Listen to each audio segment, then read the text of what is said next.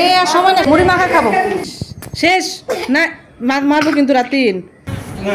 বসো রাতিন বসো, ইচ্ছা করে এগুলো দেখো নাই। হ্যাঁ এই দেখো, তোমাকে অনেক মোটু মোটু মোটু মোটু লাগে। চলো আমাকে হেল্প করো তোমরা। লাস্ট কয়েকদিন যাবৎ প্রচণ্ড গরম পড়ছে, বাহিরে যেতে একদমই ইচ্ছে করছে না। কিন্তু গতকাল থেকে আমাদের বাসায় কোনো রকম সবজি বাজার ছিল না। আজকে খুব ভোরে উঠেই কয়েক আইটেমের সবজি নিয়ে আসলাম। সবজির জন্য ভোরের দিকে বাজারে না গেলে একদমই ভালো সবজিগুলো পাওয়া যায় না। অনেকগুলো রমজান পার হয়ে গেল, অথচ আমরা হাতে গোনা কয়েকদিনই হচ্ছে শাক খেয়েছি। যদিও রমজানের মধ্যে আসলে শাকটা একটু বেশি পরিমাণে খাওয়া দরকার, কিন্তু আমি রোজার মধ্যে একদমই শাক খেতে পারি না। সবজি খাই, প্রচুর পরিমাণে সবজি ফল এগুলা খাওয়া হয়। তো এই জন্য হচ্ছে সবজি বাজারটা একটু বেশি করেই করতে হয়।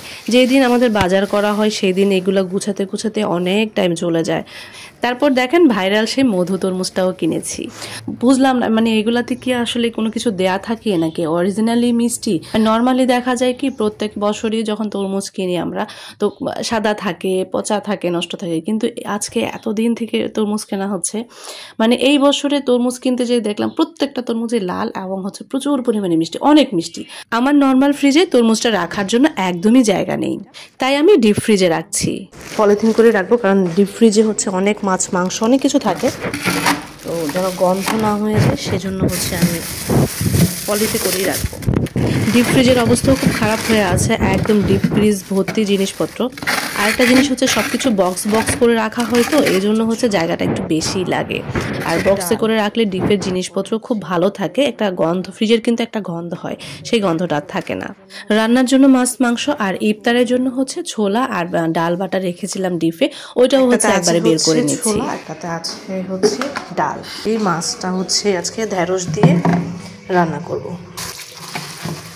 তারপর এই তো সকালের মোটামুটি সব কাজ শেষ করে এখন হচ্ছে গোসল করে ফ্রেশ ট্রেশ হয়ে চলে আসলাম হচ্ছে নামাজ পড়তে। নামাজ শেষ করে রাতিনকে একটু খাইয়ে দিব। অন্যান্য যাবতীয় আমি সব কাজ করতে পারি, কষ্ট হলেও এতটা খারাপ লাগে না, করে ফেলতে পারি। কিন্তু হচ্ছে বাচ্চাকে খাওয়ানোটা আমার কাছে অনেক বেশি কষ্টের মনে হয়। আমি ওকে একদমই মানে ভালোই লাগে না আমার হচ্ছে বাচ্চাকে খাওয়াতে। টেবিলের উপর থেকে একটা প্লেট নিয়ে আসতে পারবা তোমার জন্য? ঠিক আছে।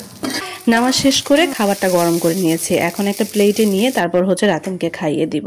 আগের দিনের পোলাও মাংস রান্না করা ছিল, ওইটাই আমি এখন ওকে খাইয়ে দিচ্ছি।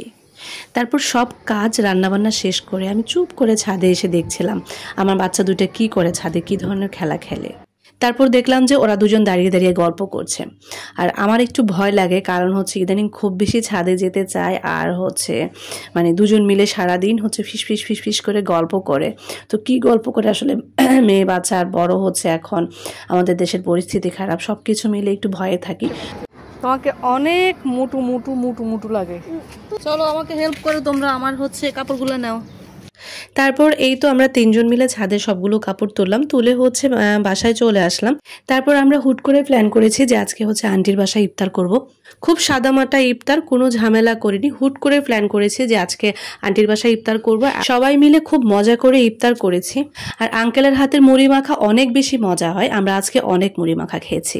আর এইদিকে রাতিনের এত পরিমাণে ঠান্ডা লেগেছে, কিন্তু ও তো ওষুধ খেতে চায় না, ওষুধ খেতে গেলেই শুধু বমি করে। তো আজকেও তাই করেছে, 2বার করে ওষুধ দিলাম, ও হচ্ছে 2বারই বমি করে ফেলে দিয়েছে। না তিতা না, পড়ে যাবে পড়ে যাবে। মোবাইলে কভার বানানো লাগছে। হ্যাঁ তাড়াতাড়ি করো, পড়ে গেল। শেষ শেষ।